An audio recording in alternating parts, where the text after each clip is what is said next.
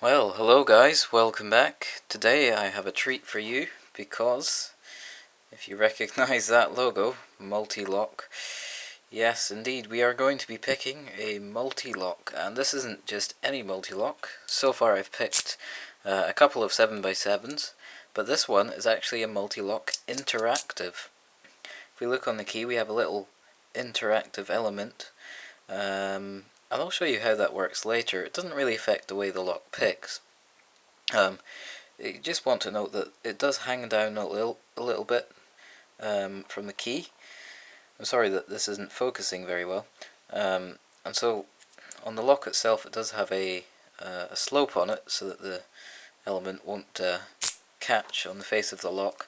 But if you put the key in this way up, you can see that that element will actually stop the key from going in, and you have to use your finger to push the element in. So that's just something to note. And I've actually slightly damaged the face of the lock by trying to force the key in. These are this was a very good deal. This little lock. It's a sort of kick style cylinder, but it's for the Mul-T-Lock padlocks.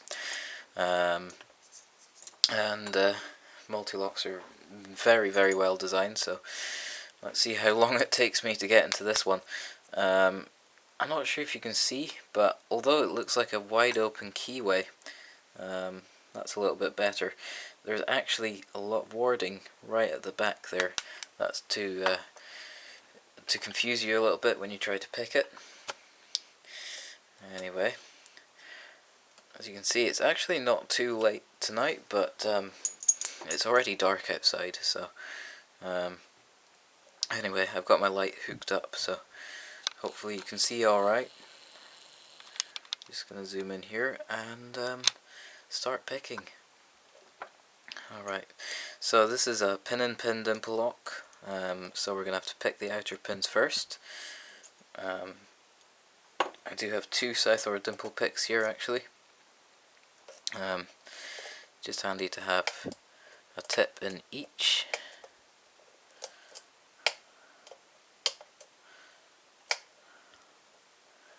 Okay.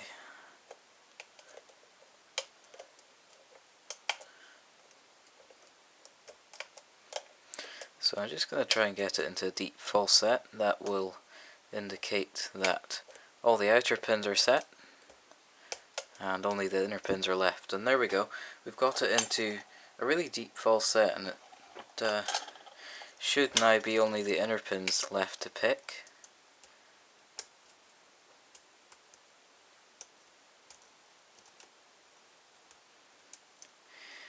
Okay, and we're opening pin 2. Alright, well, I've been practicing all afternoon, so I should hope that I'd be able to get this open on camera. Alright, well, very nice lock, and Mul-T-Lock make really nice locks. Very satisfying pick. Pity I don't have a padlock to put it in, but maybe one day. And here's the code card that came with it. Obviously I'm not going to show you all the code, because I might use it one day. And there's what it says on the back there.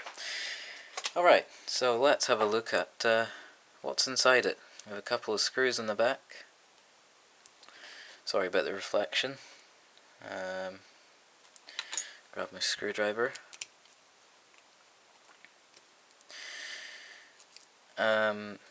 So yeah, the interactive element doesn't actually affect the way it picks. It just makes it harder to duplicate the key, and it doesn't affect the way the lock picks. It should be on either the first position or the second position on the key.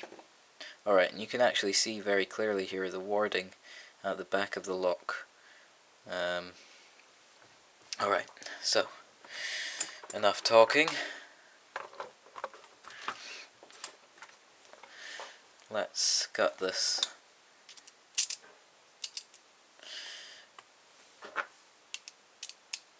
This is the first interactive I've picked. Oops, see. or had my hands on, and I'm very excited to get my hands on more. Actually, I am expecting a parcel with more Mul-T-Locks in it. Somebody on UK Lock Sports is doing a pass around, which was very well timed. I'm really looking forward to it. Now what I've just lost right now is a little ball bearing that sits in the side of the core. It should sit in one of these holes. Let me move the camera down. Just have a quick look here. It doesn't affect the way the lock operates. Just don't like losing things. I can't see it right now, but I'll have a more of a look for it later on. Oh, I see it. Alright, here it is. There's a tiny little ball bearing there, and that goes into the side of the core, right in the middle there. Now I have no idea what it is for. It's not for key control, as far as I can tell. But anyway, here we go. We've got pins in pins. So let me just remove the key, and you can see how all these pins move here. And if we look at the key itself, it has it has steps on the key. So this is the, if I can focus, this is the 5th position, and we have a little not just one cut, but a little lip as well. So there's one cut for the outer pin, and another one of a different depth for the inner pin. Okay, so let's take this lock apart, and before I lose that ball bearing, I'm going to put it carefully away. I'm going to drop out these pins, and we'll have a look at them in just a second. Alright, okay, whoops, I just kind of got that one mixed up, I should say. I'll fix this later. I'm sorry you're not getting very much of a view. Here's an intact pin in pin. If we can focus. As you can see, Mul-T-Lock have made it so that the outer pin is all serrated and everything. And then we've got a little pin in there. Right there, you can see that actually sits inside that pin. And if I hold it here, you can see it sticking down below. Whoops. And that should come out of here, like so. I'm sorry about the blurred video, guys. There we go.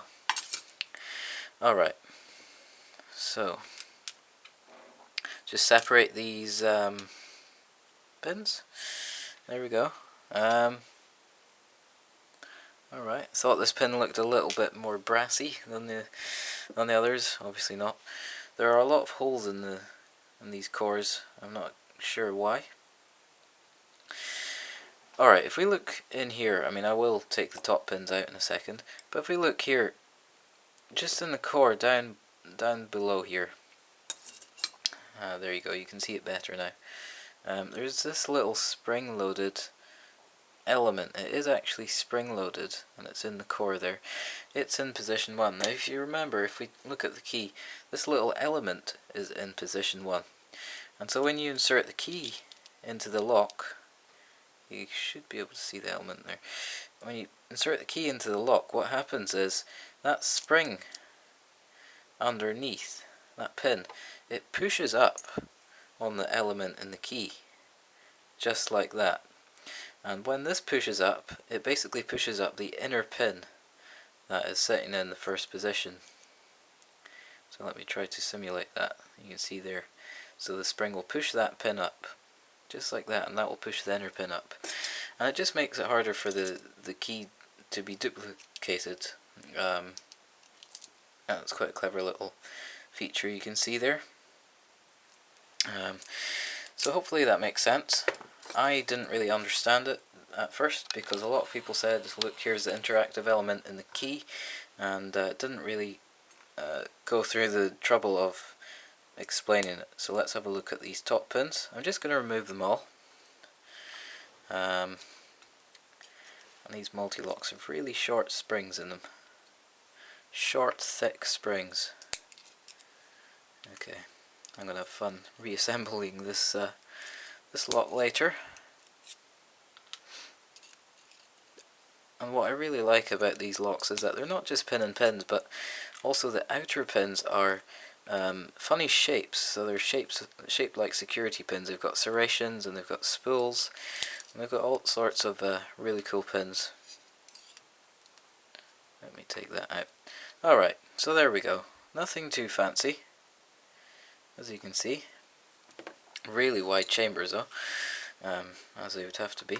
So here are our top pins, and these are actually little assemblies. They have actually got spring-loaded pins in them. You can't take these apart. They're really precision made little things. Are really nice. As you can see up top here, we also have some spool shaped ones, which are cool. Just makes it harder to pick, and I'm not sure if you can pick this up, but there's also tiny little serrations on the very tip. Come on. I really want you to see this, because it's really quite amazing how minute it is, how small. You can probably just pick it up. There's just a little serration on the tip of the pin there. That's almost mushroom shaped, and that just makes it a little bit more confusing when you're dealing with those pins. Anyway, well, it's really amazing to see what's inside this tiny little lock. And I've taken these apart in front of people before, and they just say, wow, I had no idea that you could get locks with so many parts in them. So really great job, Mul-T-Lock, and I've really enjoyed playing with this lock, and I look forward to playing with more Mul-T-Locks in the future. Anyway, thank you very much for watching this video. If you've got any questions about this this little lock, or Mul-T-Locks in general, then feel free to post them down below. Or if you know anything that I don't know about this lock, then I always appreciate being corrected and whatnot. Anyway, thank you very much for watching today's video, and I'll see you in my next video.